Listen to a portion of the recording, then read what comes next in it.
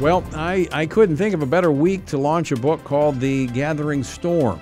I don't know if he planned it this way, but Dr. Al Mohler launched his book yesterday, The Gathering Storm, Secularism, Culture, and the Church. Dr. Mohler is the president of Southern Baptist Theological Seminary in Kentucky, and he joins us now. Dr. Mohler, welcome back to Washington Watch.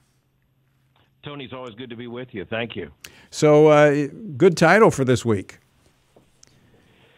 Well, you know, it's ominous. I borrowed that title and acknowledged it from Winston Churchill's first volume of his great history, the Second World War. And the whole point of Churchill's first volume was why all the intellectually aristocratic, sophisticated people in Europe would not see reality as the storm clouds were gathering in the 1930s.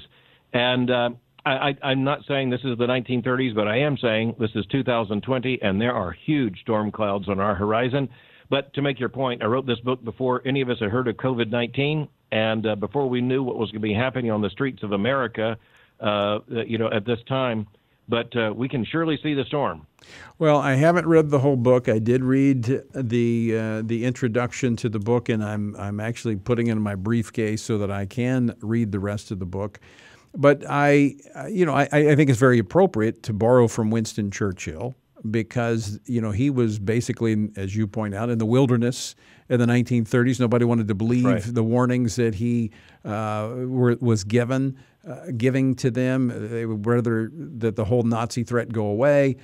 But the reality is that was systematically building, and the threat was there. And I think from our standpoint, from our culture, the foundation of Western civilization, which is Christianity, has been under assault for over a century. I actually think what we're seeing on the streets of America is the byproduct of that.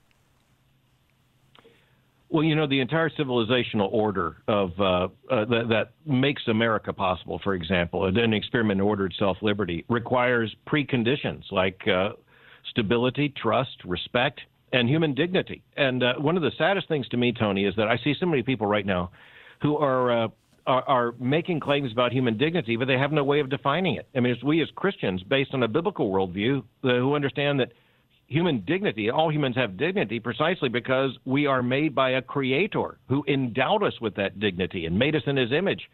I think we're seeing the failure of secular attempts, liberal, progressive, secular attempts to try to define human rights and human dignity apart from that biblical worldview. And that is the threat, the secularism that has been building for years, and the warning has gone out. But where's the church in all of this? Well, I think the church, and this is part of the reason I wrote this book, the church is largely unaware of the scale of the challenge we face. And even conservative Christians will say, well, I look at this checklist of issues, and by the way, every one of them is real.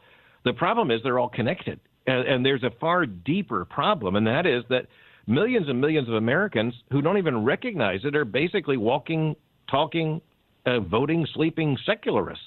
They don't even know that. It's unlike Europe, where they kind of know they're secularists.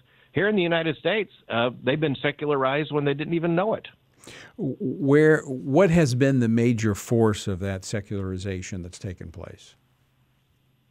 I would have to say institutionally is higher education, and the power that the intellectual elites have had in this society filters through Hollywood, government, the media. It's all part of one very clubby, let's put it this way. Thomas Dye says we're in a nation in which you've got several thousand people who make all the policies and decisions for 330 million people, and they basically all go to the same clubs, go to the same schools, and eat at the same restaurants, and, they vote the same way, too. And that has effects. So, Dr. Mohler, your motivation for writing this book, I mean, I know you're a busy guy. You're running a seminary. You have a regular podcast. But I know you're a prolific writer. But what was the motivation for this book? Well, Tony, I appreciate that. I just think that many churches, pastors, and Christians fail to understand that basic worldview conflict that's behind all of this, that shows up in every headline, that is in every contested issue in our society.